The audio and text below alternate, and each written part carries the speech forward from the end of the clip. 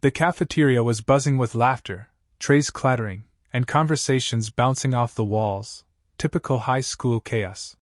But in one corner, things were different. A new girl sat alone, her head down, poking at her lunch. Her name was Emma, a quiet transfer student who had just moved from another state after losing her mom. 3 seniors thought it would be funny to make her their next target. They started with whispers, then mockery, and soon one of them, accidentally, knocked her lunch off the table. The whole room went silent as she stood there, her eyes filled with tears. That's when Jack Turner, a single dad and the school's part-time maintenance worker, happened to walk in. He'd been fixing a flickering light, but the moment he saw what was happening, his military instincts kicked in.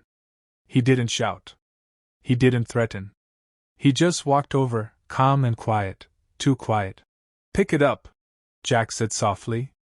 The lead bully, a football player named Chase, sneered. "Or what?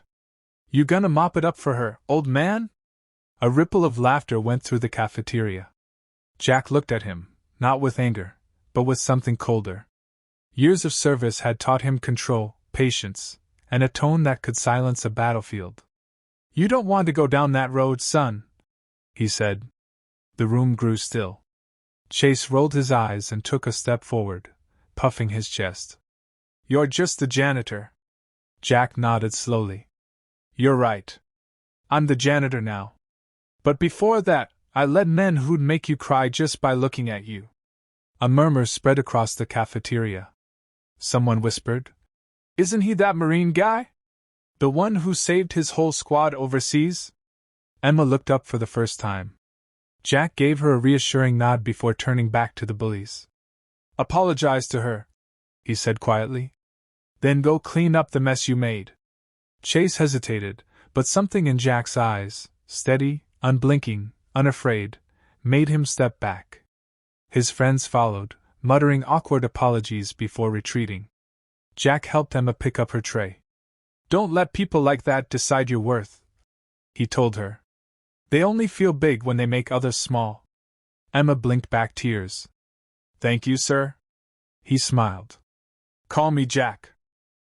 Later that week, the principal called Jack into the office. He expected trouble, but instead found the 3 bullies standing there with their parents. The boys looked down, embarrassed. "Mr. Turner," the principal said, "these young men have something they'd like to say." Chase stepped forward. "I'm sorry, sir.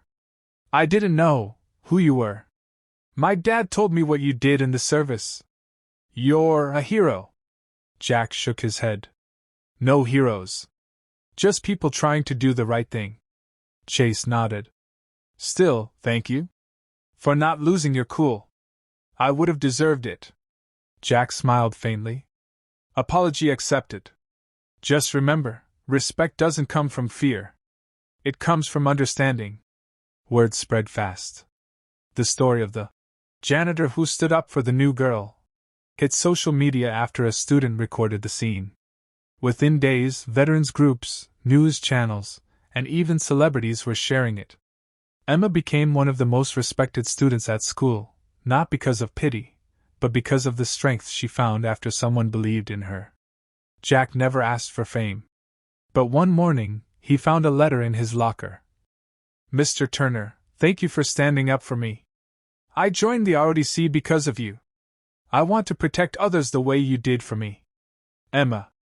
He smiled, folded the letter, and placed it in his wallet, right next to a faded photo of his daughter, who'd passed years ago. That afternoon, Jack sat alone on the bleachers, watching the sunset. Coach Williams walked over. "You ever miss it?" Jack chuckled softly. "Every day. But I think I'm where I'm supposed to be." "Cleaning floors?" the coach asked. Jack shook his head. "Teaching people that kindness is strength.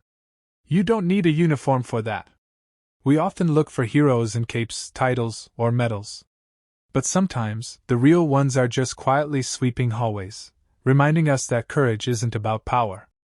It's about standing up for what's right, even when no one's watching."